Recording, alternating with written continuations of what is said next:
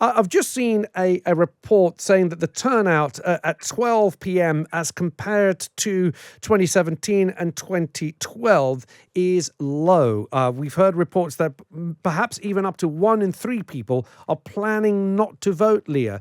How concerning is that, and who is that going to be more harmful to, President Macron or Marine Le Pen? Well, it's very hard to tell. And indeed, it's possible that the participation will be lower than 2017.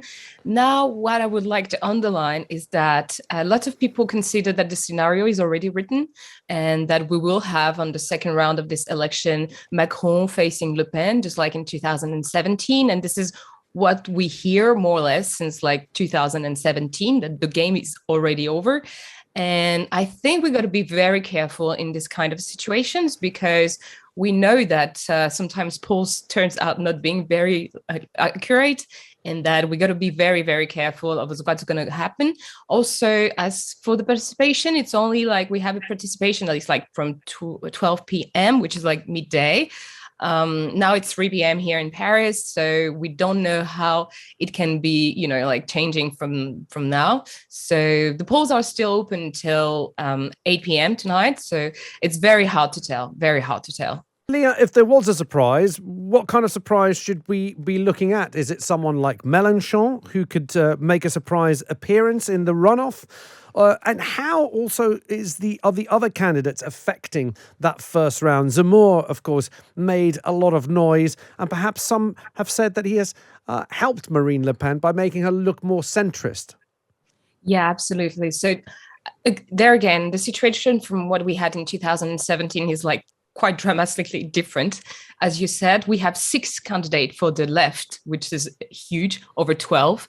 And also we do have a second candidate for the far right. So this is an income that we didn't really expect. And the outcome,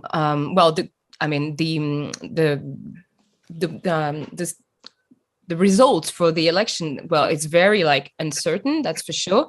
I was talking about surprises. I can't really tell you what surprises we can have, but the thing is that if we look back at what we were sure about a few years ago, like the climate is totally different. I mean, we don't have the same context. I mean, France in 2022 and the world in 2022 is dramatically different from the world we had in 2017. So we had the COVID crisis going through.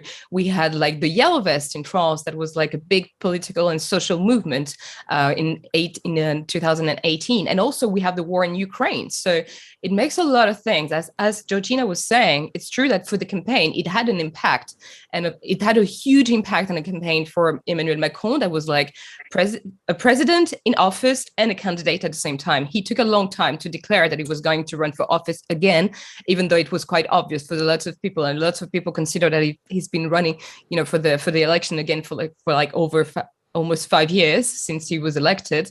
But then there again, like the outcome is very uncertain because we have no idea of how the French are going to vote for indeed this new candidate, because he's the only one to be new.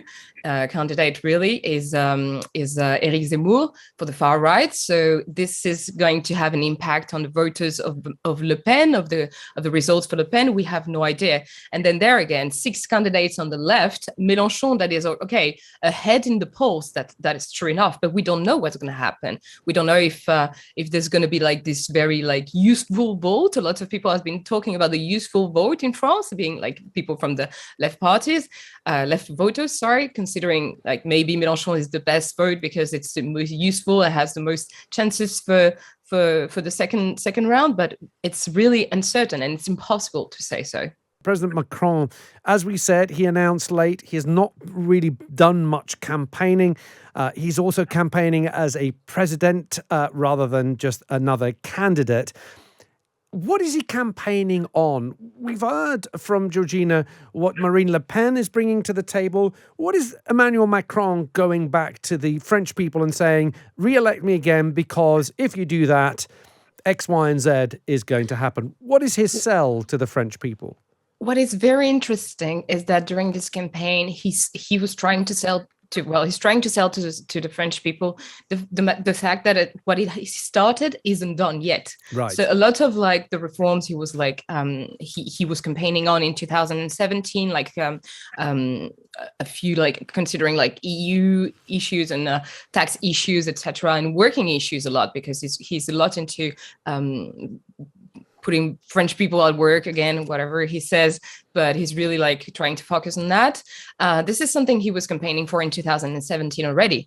And he's sort of like, okay, I'm sorry, the job isn't quite done because COVID, because this, because that. So if you put me into office again, I'll be able to finish what I started. And this is basically how he presents the things.